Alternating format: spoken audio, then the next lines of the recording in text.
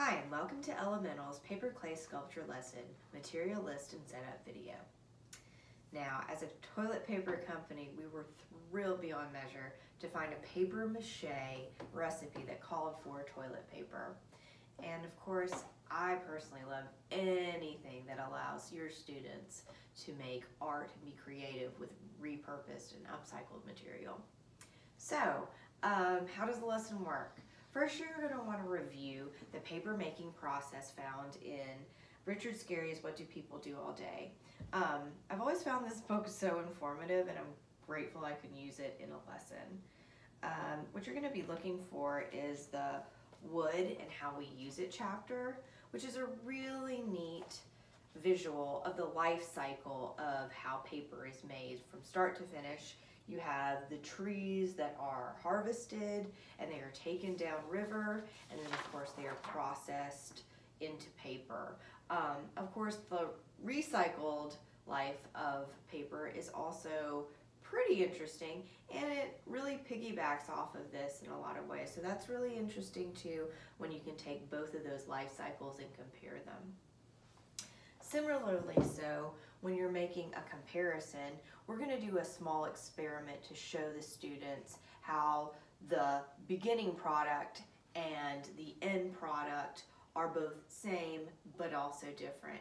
So what you're going to do is you're going to take a piece of a stick or bark from a tree, and you're going to put that in water, and you're also going to put toilet paper that has been processed in some water, and we're just going to see which dissolves first. And of course, understanding that because the natural product that is the original product of the paper, the bark, that won't disintegrate or dissolve as easily as something that's been processed with softeners and has just been treated differently. So it's a really great visual, and again, this is a great opportunity to use a visual organizer like a Venn diagram to kind of show what is the same and what is different. And then of course you want to get on to the business of making the art. Once we've researched how the product is made, we want to see how quickly it can disintegrate, dissolve, all that good science vocabulary and concept.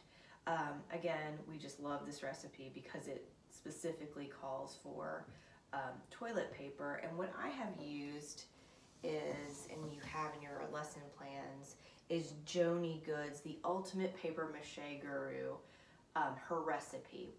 And it's fairly simple. You're going to want to make sure that you pre-soak these 2 toilet paper rolls first, and I believe that takes about 2 to 3 hours. So if you're doing this, make sure that that's something that you set up in the beginning and ahead of time.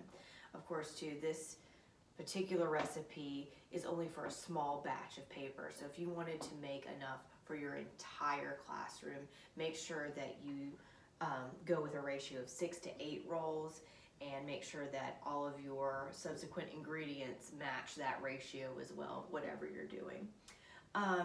So we want to make sure that we have our 2 paper rolls pre-soaked.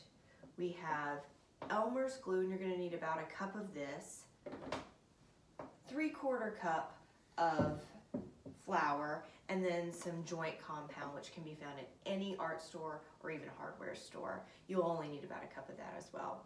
Joni encourages you to use lavender oil, about a tablespoon's worth, to prevent molding. And I found that that can help, or it doesn't necessarily, it may just make it smell very nice, which is always a pleasant thing when you're dealing with paper mache. And of course you need to mix that together, and then the students can model that any way they like. The consistency should look like dough when you get down to it, and again, if you need to add in more pre-soaked toilet paper, that might be the ingredient that you can play around with the most in that particular recipe. So again, like all the modeling that we can think of, we always love to see school mascots, self-portraits are really fun, action shots, all those are great ideas for modeling, and there are some more that are listed in the lesson plan itself. So good luck to you, have fun creating. Thanks.